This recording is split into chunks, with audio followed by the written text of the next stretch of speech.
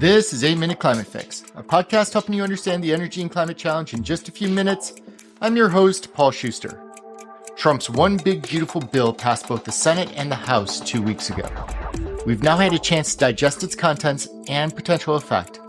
And aside from its impact on Medicare or corporate taxes, or its reimagination of immigration and border security, the bill's most lasting impact may be its dismantling of clean energy programs in the U.S.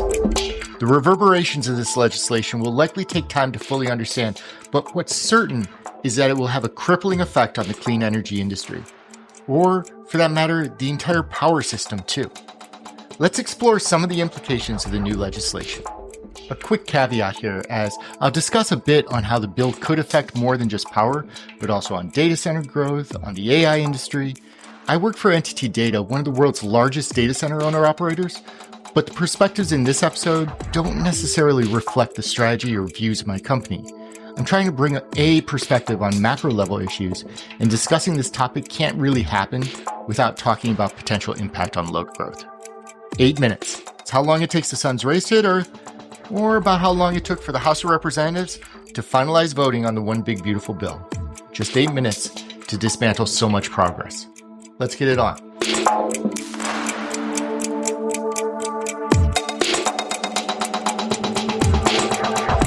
It wasn't supposed to be like this. When the Biden administration muscled through their Inflation Reduction Act, the IRA, they intentionally positioned it to funnel billions of dollars in investment into red states, helping to grow and infuse clean energy manufacturing and jobs into Republican-leaning districts. The idea was to cement the core tenets of the IRA and make it more difficult for Republican legislators to unwind those benefits. And that was a miscalculation, as the OBBB effectively stripped much of the IRA's progress. At the end of the day, Republicans voted with their party and barely edged the new bill over the finish line. From an energy perspective, the bill dramatically pares back advancement of clean energy investment in favor of incentivizing more fossil fuel expansion. And it does this in a few ways. First, the bill slashes a lot of the tax credit incentives that the renewable energy industry has gotten used to over the past few decades. The production tax credit, PTC, and investment tax credit, ITC, were both eliminated on any project placed into service after 2027. That basically just made every renewable energy project about 30% more expensive to build as a result. And then, to add to the burden, even for projects meeting certain criteria for the remaining credits, they need to ensure that their components are not sourced from certain foreign entities such as Russia, North Korea, or importantly, China, where, let's face it, we get a lot of our solar and battery equipment from. The Chinese have built up a formidable low-cost manufacturing industry over there, and if developers need to source from domestic sources for more equipment, well, that too is going to add cost. The result? The Rhodium Group estimates that clean power build-out will likely fall by 53 to 59% from 2025 to 2035. Which, to put it into hard numbers, the Energy Innovation Policy Simulator estimates to be around 330 gigawatts of less clean electricity capacity. Taking that much new generation out of the pipeline is going to have an effect on utility bills, which the OBBB attempts to address by shifting incentives towards fossil generation and technologies such as geothermal, nuclear, and carbon capture. Those latter technologies retained their tax incentive programs, while the bill directed federal agencies to prioritize dispatchable assets such as coal and natural gas for power grid stability. The result, though, is still likely to increase utility bills significantly. The Energy Innovation Policy Simulator, again, estimates that the bill will result in $170 billion in increased household energy bills through 2035.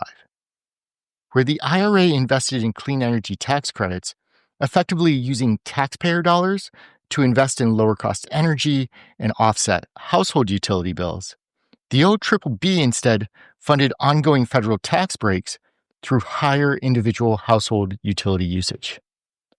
From a grid perspective, power utilities are now scrambling to figure out how to build new generation under these new costing rules. But the issue at hand isn't really around which generation type is less expensive, solar, wind, gas. The challenge is a supply chain that simply isn't prepared for this build-out. Solar and battery storage, under the IRA rules, could be built relatively quickly, but building new natural gas plants takes time. A lot of time right now, as new gas turbines are backordered for the next 3 to 7 years, which means that it's not a simple measure of switching from building solar to building gas. The supply of new turbines may simply not be there. And that could cause huge ripple effects in grid stability, as frankly, the data center load growth that's expected to come online to support the AI economy is going to need some type of new power. Difficult decisions are likely to arise over the next few years, and it's likely that we just priced ourselves out of that AI boom. Not only are power prices likely to rise, but just merely access to power is going to become difficult, and AI data centers are going to flow towards where they can get the cheapest, reliable power that they can. Right now, that may be Asia. Because while the US vacillates in our commitment towards clean, cheap, reliable power, the Chinese machine continues to hum along. They are now the dominant force in renewable energy manufacturing, development, and use. They own majority stakes in nearly every rare earth metal value chain. Their EV and battery industry is quickly surpassing Western counterparts, especially as Tesla continues to stumble on self-inflicted challenges and as our OBBB bill hacks apart our own incentives for EV investment. And the Chinese AI industry is booming. One of the big talking points for the OBBB was to reinforce our economic strength against the emerging economic force of China. Competing in the new AI economy is a big part of that strategy, but the one big beautiful bill may have permanently set us back in our ability to do so. Clean energy is about decarbonizing and producing less emissions, but it was also about lowering household utility bills, producing low-cost, reliable power, and scaling power growth quickly to address this huge increase in demand being created by artificial intelligence. Now, well, the future is a bit more uncertain. That's not to say that the clean energy industry is dead, though. Yes, it has become more difficult to construct new renewable energy projects, but solar and wind are still the cheapest forms of new power generation, even without those incentives. And battery storage managed to escape a lot of the worst-case scenarios being debated, keeping its tax credits and hopefully continuing to supercharge a massively growing industry. Clean energy will need to reset, refocus, and recommit. I like to use the analogy that the last few years of the IRA was like eating from a candy store for our industry. Now, well, it's time for us to eat a bit healthier and maybe try a salad every so often. I'm Paul Schuster, and this has been your 8 Minutes.